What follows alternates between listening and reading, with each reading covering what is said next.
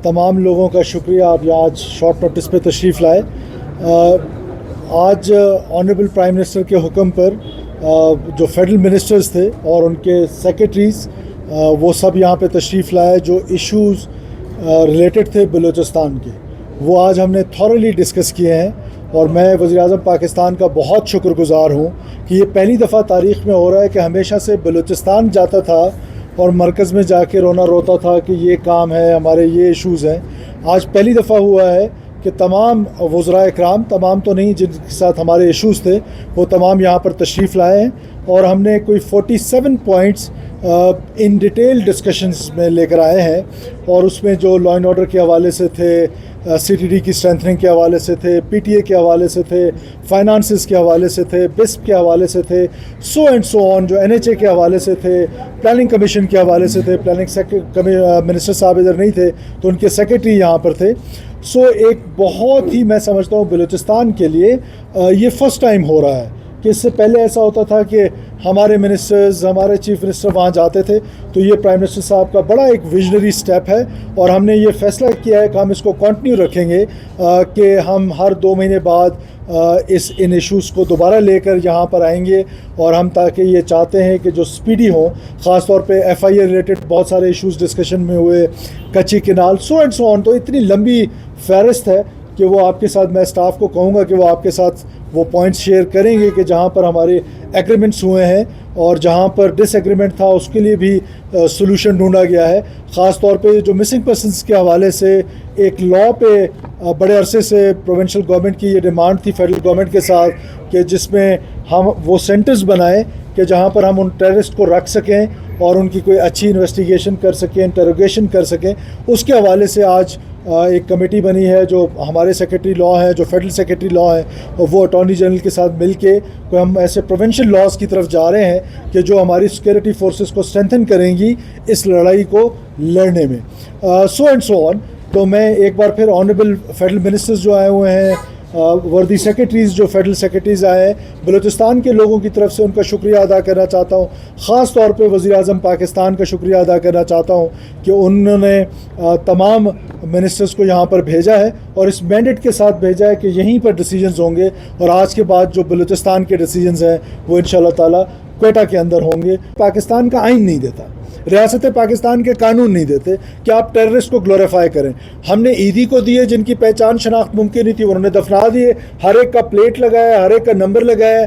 जिस किसी का DNA मैच होगा उस DNA वाले को उसकी लाश का पता चल जाएगा कि उसकी लाश वहाँ दफन है, वो और अमानतन दफन किए गए। वो वहीं पर उनको रखना चाहते हैं या फिर हमें शरई तरीका है वो वहाँ से निकाल के कहीं और दफनाना चाहते हैं। सो ये कोई इसमें हुकूमत की बदनीयती नहीं है।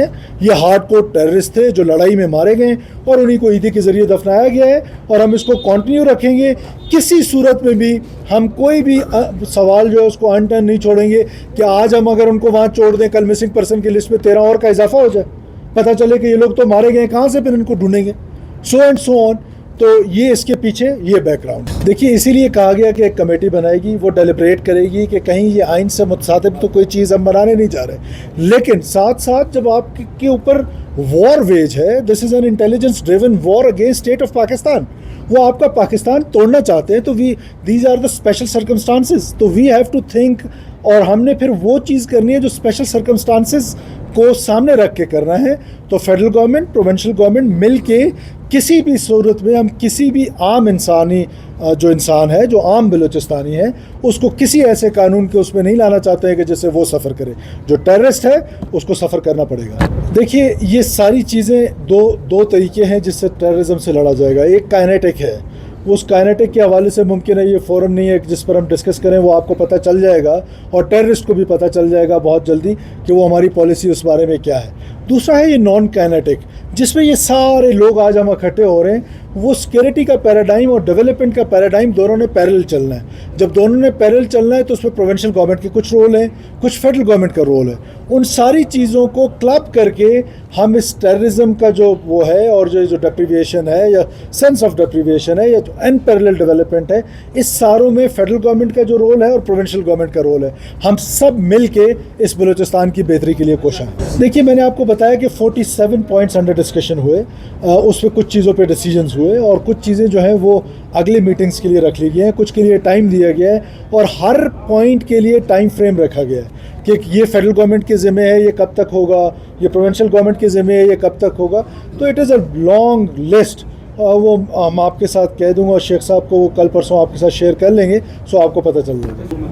دیکھیے آپ اس کو انڈرسٹینڈ کریں, ہارڈ کور ٹیررسٹ جو آپریشن میں مارے گئے مشکاف کے پاس, ہمارے سیکورٹی فورسز کے. اب ہمارے پاس دو آپشنز تھے, ایک یہ کہ ہم ان لاشوں کو وہیں پر چھوڑ دیتے, جو ہماری قانونی ذمہ داری تھی کہ ہم ان لاشوں کو واپس لے کر آئیں, ان کا ڈی این اے کرائیں اور پتہ چلے کہ کون لوگ تھے یہ جو ریاست پاکستان سے لڑ رہے تھے, اور کچھ ایسے تھے جن کی شناخت ممکن نہیں تھی, وہ اس طرح کے آپریشن میں مارے گئے تھے. اب وہ شناخت ممکن نہیں تھی تو ہم نے ان کے ڈی این اے ٹیسٹ کرائے, اور پھر ای ڈی کے ذریعے جو شناخت کے قابل نہیں تھے, ای ڈی کے ذریعے قانونی طریقے سے ہم نے جا کے ان کو وہاں پر دفنایا ہے.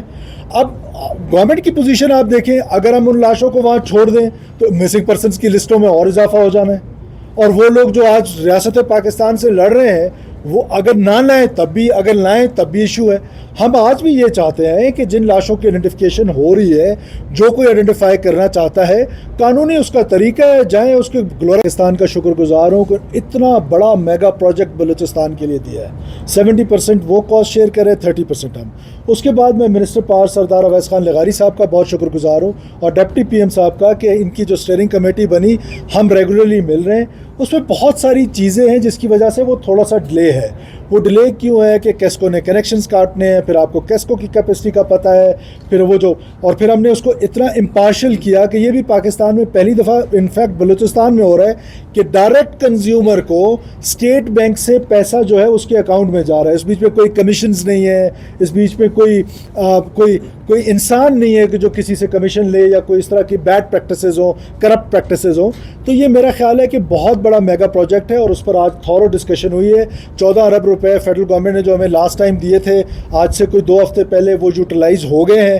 اب نیکسٹ ٹرانچ جو ہے وہ within a week time frame set ہوا ہے, وہ اس میں آ جائے گا, اور ہمارا 3 ارب روپے رہتا ہے, وہ بھی ہم دے دیں گے. تو یہ انشاءاللہ تعالی بیفور اپریل اینڈ مجھے امید ہے کہ انشاءاللہ تعالی ہم 100% یہ اچیو کر لیں گے. میں جواب تو ان کو دینا چاہیے, لیکن کیونکہ یہ ہمارے مہمان ہیں, آپ کے بھی ایسے مہمان ہیں, ایک پازیٹیو چیز ہو رہی ہے, اس کو انکریج کریں.